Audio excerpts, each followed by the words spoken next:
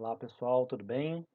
Nessa videoaula a gente vai falar sobre a legislação trabalhista e a regulação do trabalho no Brasil, né, tentando pegar um pouco do histórico, né, dessa legislação e como ela vem se transformando, sobretudo nos últimos anos. Bom, para começo de conversa, é importante a gente destacar que quando a gente fala de legislação trabalhista, né, não só no Brasil, mas em qualquer lugar do mundo, ela é muito, né, em grande medida, uma resposta à emergência daquilo que a gente chama de questão social. O que que é a questão social? A questão social são as contradições inerentes às relações de produção capitalista. Ou seja, a partir do momento que o capitalismo começa a se consolidar, o capitalismo industrial no século XIX na Europa, na periferia, né, do sistema capitalista no século XX, como é o caso do Brasil, né, algumas contradições são reveladas, né? A própria relação capital-trabalho, né, que é baseada na exploração do trabalho, ela revela questões sociais. Na medida em que essa emergência das questões sociais se dá, existe uma necessidade, né, de se colocar freios, limites para essa força disruptiva do capital, ou seja, dessa força destruidora do capitalismo, né? Então, a legislação trabalhista ela é historicamente um mecanismo de frear, né, de controlar o próprio mecanismo do capitalismo, ou seja, é um instrumento, né, de controle dessa força destruidora do capital, até para que o capital consiga se manter e se reproduzir, né? Então, a legislação trabalhista ela emerge na medida em que as contradições inerentes às relações de produção capitalistas se revelam, né? Então, na medida em que essas contradições se apresentam, né, e se tornam problemas, se tornam uma questão social, há necessidade de impor, de colocar limites e freios a essa força do capital, né, do sistema capitalista de exploração, né, de acúmulo de riquezas a qualquer custo. Então, a legislação trabalhista, historicamente, ela surge desta necessidade, né? No Brasil, né, em função, né, dessa característica da legislação trabalhista, a gente só vai ter uma legislação trabalhista mais eh, elaborada, mais sistemática, a partir do momento em que o Brasil se insere nesta dinâmica capitalista industrial, ou seja, a partir de 1930. Até 1930, o Brasil é essencialmente agrário, né? Até 1888, um país, né, que utilizava mão de obra escrava, né? E é a partir do momento que o Brasil se insere nessa dinâmica do capitalismo industrial, é que a legislação trabalhista vai se tomando uma forma mais definida. De modo que, até 1930, a gente tem uma legislação, né, preocupada em regular as relações de trabalho, que é muito esparsa, que é muito, não é sistematizada, não é forte, não é elaborada, né? Então são muito pontuais e acabam estabelecendo, né, que o âmbito das relações de trabalho é o âmbito das relações civis, então ela é regida pelo direito civil, né? É só a partir de 1930 que a gente vai ter, né, a partir dos anos 30 que a gente vai ter a emergência, né, a criação desse direito do trabalho, tá? Então, a legislação trabalhista no Brasil, ela vai se constituir na medida em que que o capitalismo no Brasil se consolida, se constitui, né? Isso se dá a partir de 1930.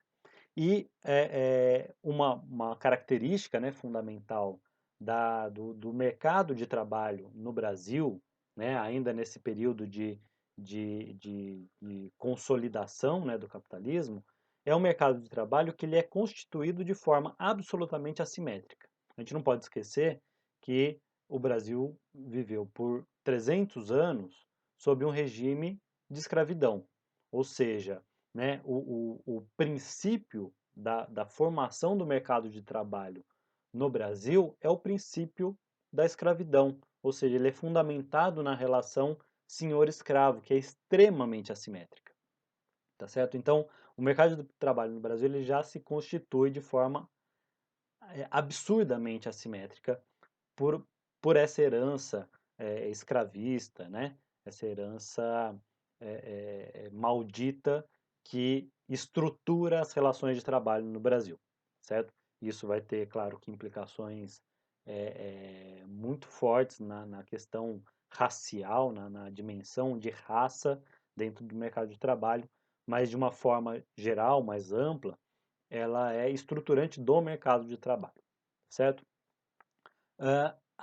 Os princípios da legislação trabalhista, mesmo antes dos anos 30, ela tem alguns fatores, né, que vão concorrendo no sentido de ir definindo, né, essa necessidade de uma legislação trabalhista mais sistemática, né, que vai sendo aprimorada a partir dos anos 30, mas antes disso já existe essa, essa necessidade. E esses fatores vêm tanto de fora do Brasil, ou seja, da conjuntura internacional, quanto dos fatores internos, tá? Entre os fatores externos, a gente tem ali, no começo do século XX, algumas mudanças no centro do capitalismo, né, nos países desenvolvidos, sobretudo na Europa, né, em que a classe trabalhadora já é melhor organizada, né, lutando por seus direitos, a constituição de sindicatos, né, exigem uma crescente legislação de proteção ao trabalho dos países capitalistas. Somado a isso, a gente tem é, é, a Revolução Russa, em 1917, que é um marco importantíssimo para a história mundial, porque é um momento em que a classe trabalhadora conquista o poder político em um país, né? E coloca o Estado como protagonista da proteção aos cidadãos, da proteção aos trabalhadores, né? O Estado como esta figura, né, que sintetiza os anseios da sociedade, né? Isso é um marco, porque, de certa forma, se torna uma referência, né, de um país em que a classe trabalhadora conquistou os seus direitos, né, e colocou o Estado a serviço, né, da proteção das pessoas, da sociedade, né? Então isso a Revolução Russa, né, a formação da União Soviética, ela funciona como um espectro, né, como uma imagem que ronda os países capitalistas, né? Além disso, em 1919, o Brasil integra oficialmente a Organização Internacional do Trabalho, que é uma entidade é, que, que, que se preocupa, né, com essa regulação do trabalho no mundo todo, né? E aí, já chegando mais próximo dos anos 30, né, nos anos 20, final dos anos 20, a gente tem uma crise profunda do liberalismo, né, marcada ali pela crise de 29, da quebra da Bolsa de Nova York. O que é essa crise do liberalismo? É a percepção, né, a percepção de que o mercado autorregulável ele é também autodestrutivo, né? Ou seja, essa força disruptiva do capital que eu falei agora há pouco, né? E esse anseio pela acumulação, essa primazia da livre iniciativa, da livre concorrência, da ausência de regulação, ela se mostrou limitada, ou seja, né, em determinados momentos essa dinâmica do capital leva à sua própria crise, né? E essa crise do liberalismo em 1929 é bastante marcante. Dali emerge uma série de questões que colocam em pauta a necessidade do Estado agir como um regulador das atividades econômicas e também das atividades, né, das relações de trabalho. Internamente, o Brasil vive, né, no começo do século XX, um surto industrial, né? Então, começam ali, né, algumas experiências de industrialização, né, mais concentradas em São Paulo, né? Esse surto industrial ganha um impulso com a Primeira Guerra Mundial, em que a indústria da Europa fica praticamente paralisada por conta do conflito e os países da periferia do sistema, né, muitos deles apostam nessa industrialização para substituir, né, as importações, né, que estavam deficientes por conta do conflito. Então a gente tem no começo do século XX no Brasil, né, nos anos 10, né, no começo dos anos 20, a gente tem um surto industrial. Um surto industrial significa que há um crescimento do movimento operário, ou seja, há um crescimento do número de trabalhadores empregados nas indústrias, trabalhadores urbanos, né? O crescimento das cidades e este movimento operário, ou seja, esses trabalhadores dessa indústria que vem nascendo, vem buscando se consolidar no Brasil, é um movimento que se organiza com as suas influências ideológicas, muitas delas, né, trazidas da Europa pelos imigrantes, como o anarquismo, o socialismo, o comunismo. Esse movimento se organiza, né, se mobiliza, né, e coloca aí, né, no cenário brasileiro, sobretudo aqui no Sudeste, em São Paulo, mas também no Rio de Janeiro, no interior de São Paulo, coloca ali suas pautas, suas reivindicações, promovendo greves, mobilizações bastante importantes. Ressalto aqui a greve de 1917, a greve geral de 1917 aqui no Brasil, que, que colocou, né, em pauta essa necessidade de uma regulação do trabalho, de criação de leis, né, de mecanismos de proteção aos trabalhadores, né? Ou seja, esse cenário interno, né, junto com o cenário externo, eh, coloca na pauta do dia a necessidade de uma criação mais sistemática, mais elaborada de uma legislação trabalhista. Isso só vai ganhar realmente corpo a partir de 1930, quando a gente tem a Revolução de 30, em que Getúlio Vargas assume o poder, uma revolução por cima, uma revolução pelo alto, não é uma revolução popular, né? Tanto que alguns ah, preferem chamar de golpe de 1930, mas enfim, não vamos entrar no mérito aqui da caracterização desse movimento, mas é uma revolução pelo alto que, que tem um sentido, né, de ser uma reação antiliberal.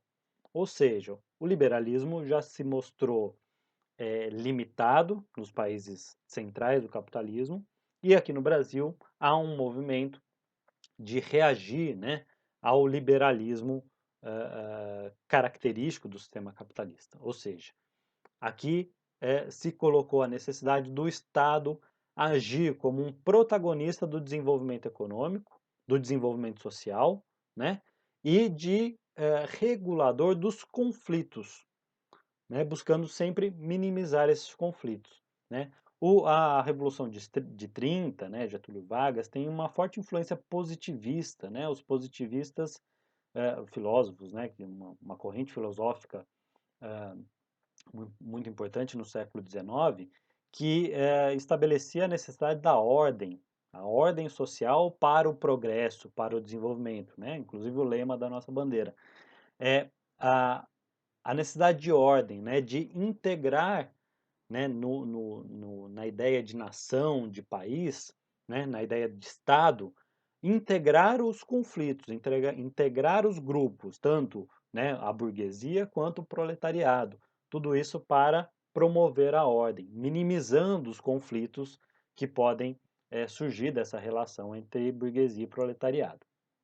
Então, a partir de 1930, a partir desses ideais, desses princípios positivistas, né, de ordenação, de criação de uma ordem, né, de desenvolvimento, o Estado como protagonista, né, do desenvolvimento econômico e social, a gente tem a criação, logo já em 1930, do Ministério do Trabalho, Indústria e Comércio, que é o carro-chefe do desenvolvimentismo getulista, ou seja, todo esse princípio de desenvolvimento econômico da era Vargas é, é canalizado pelas ações do Ministério do Trabalho, Indústria e Comércio, ou seja, é o ministério responsável pelo desenvolvimento econômico, pela industrialização, né, e também pela regulação do trabalho. Desse ministério já surgem algumas instituições, né, alguns espaços, algumas esferas de regulação e fiscalização dos conflitos capital-trabalho, né? Mas isso vai ser melhor sistematizado a partir da Constituição de 1934, né? A Constituição de 34 já coloca alguns direitos trabalhistas fundamentais, né, que vão ser consagrados depois na CLT, como é o salário mínimo, a jornada de 8 horas, de 8 horas diárias, o repouso semanal remunerado, férias remuneradas, indenização por demissão sem justa causa. Enfim, alguns princípios, né, dessa legislação trabalhista já estão ali na Constituição de 34, mas é a CLT de 1943 que vai reunir toda essa legislação, né, de regulação e proteção do trabalho, reunir num grande código de lei, né, que é a Consolidação das Leis do Trabalho, em 1943, que vai, né, não só reunir essa legislação que já vinha sendo elaborada desde 1930, né, mas vai sistematizar e ampliar, né, o escopo, a esfera de atuação da legislação do trabalho, né? Então, vai criar um sistema de regulação e proteção do trabalho, e aqui uma ressalva importante, do trabalho urbano-industrial. O trabalho rural, o trabalho doméstico, por exemplo, fica de fora da esfera da CLT, como a gente vai ver daqui a pouco. Bom, a partir da CLT, né, desse código de leis de proteção e regulação do trabalho, a gente tem a criação, né, 3 anos depois da CLT, em 1946, a gente tem a criação da Justiça do Trabalho. A Justiça do Trabalho vai assumir essa função de instituição reguladora e fiscalizadora da legislação trabalhista. Ou seja, não adianta você criar lei, você também precisa garantir que essas leis estejam sendo cumpridas. Hein? Precisa fiscalizar, o Estado precisa assumir esse papel de fiscalizar o cumprimento dessas leis, certo? Então, uma esfera do judiciário, né, é criada especialmente para tratar das questões trabalhistas, né, tratar do cumprimento, né, garantir o cumprimento da legislação trabalhista criada, né, a partir dos anos 30, da Constituição de 34 e especialmente da CLT de 1943. A Justiça do Trabalho, ela funciona a partir de alguns princípios que são importantes, né? É o princípio da proteção, da irrenunciabilidade de direitos, ou seja, a proteção porque ela protege, né, especialmente ela vai proteger os trabalhadores. A gente já vai falar sobre isso.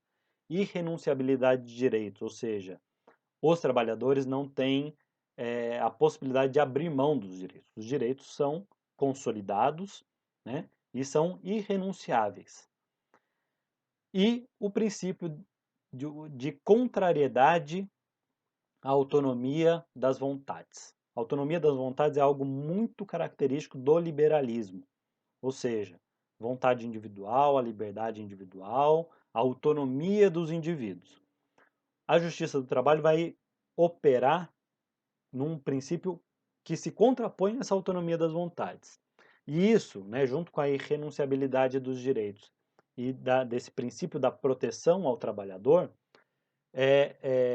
tudo isso, né, é o reconhecimento de que a relação capital-trabalho, ou seja, a relação entre empregadores e empregados, entre patrões e funcionários, entre burguesia e proletariado, é uma relação essencialmente assimétrica.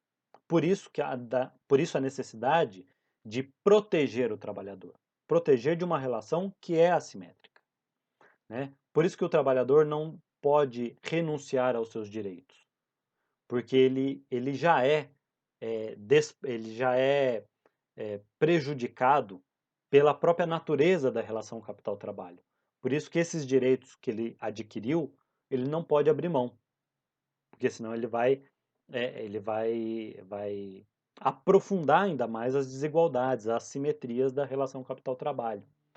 esse reconhecimento da assimetria da relação capital-trabalho, ela vai na contramão da autonomia das vontades, porque a depender das vontades individuais, né, dos capitalistas, dos empregadores, né, é, é, é, a relação capital-trabalho vai ser cada vez mais assimétrica. É a força disruptiva do capital, é a força destrutiva, né, do sistema capitalista. Então, por que as vontades não podem ser autônomas? Porque elas não são iguais, elas não são simétricas. Por isso, a justiça do trabalho é parte desses princípios, da proteção ao trabalhador.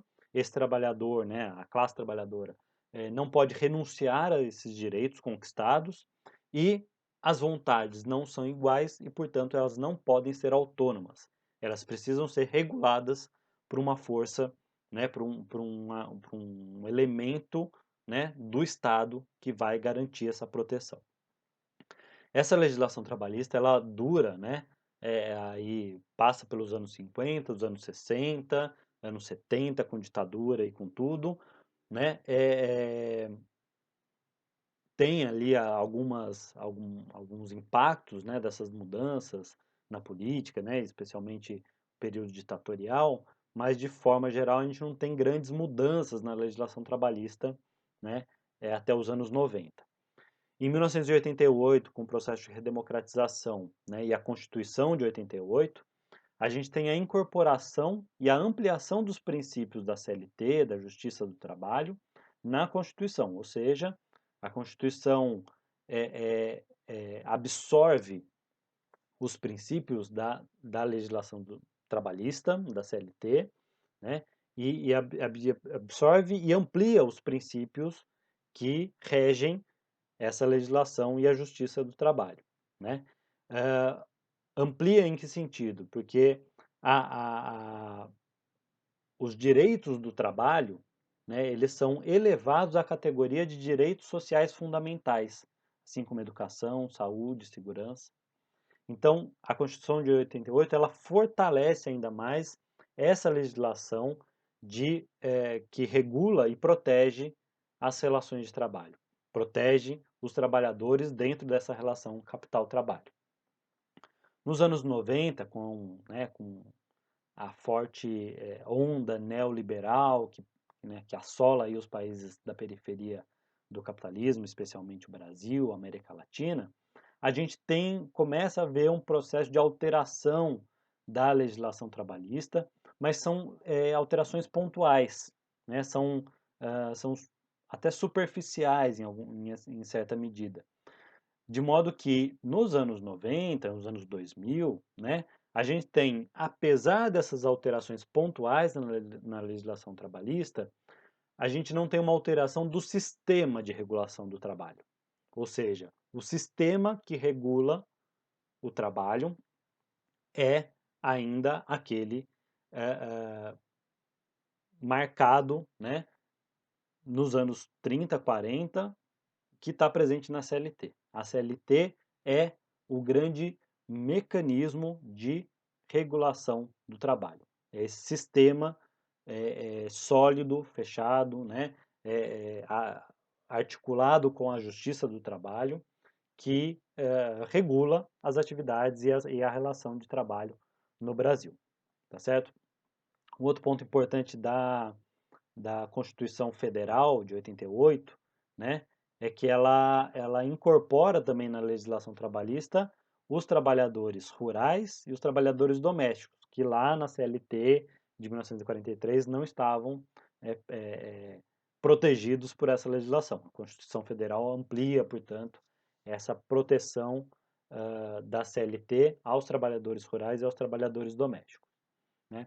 Então, o que a gente vê nos anos 90 é que alguns ataques, algumas mudanças pontuais na legislação trabalhista acontecem, mas sem mudar o corpo, sem mudar a estrutura do sistema de regulação do trabalho no Brasil. No entanto, né, nos anos, a partir de 2010, a gente tem ali um, um, um avanço, né, um crescimento da força dos da ideologia neoliberal, né, no Brasil, e especialmente a partir do impeachment, em 2016, o impeachment da presidenta Dilma Rousseff, a gente tem uma hegemonia das forças neoliberais no controle do Estado. Ou seja, é as forças, né, as forças políticas que aderiram, né, ao ideário neoliberal, passam também a controlar o Estado brasileiro a partir do impeachment da Dilma Rousseff em 2016.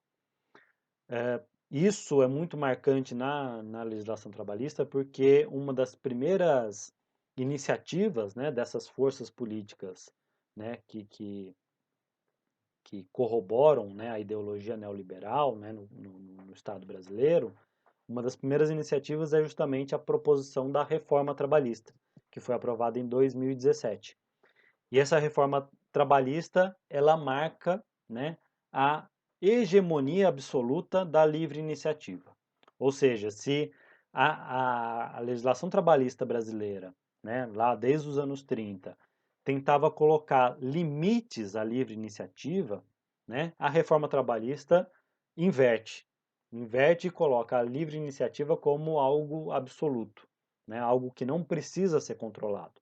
É uma supremacia das vontades individuais, da autonomia das vontades, justamente aquele princípio da justiça do trabalho, né, que buscava frear, né, a autonomia das vontades. A reforma trabalhista coloca de novo a autonomia das vontades como principal, ou seja, essa relação capital-trabalho, ela é tratada como uma relação entre iguais, entre vontades iguais, né?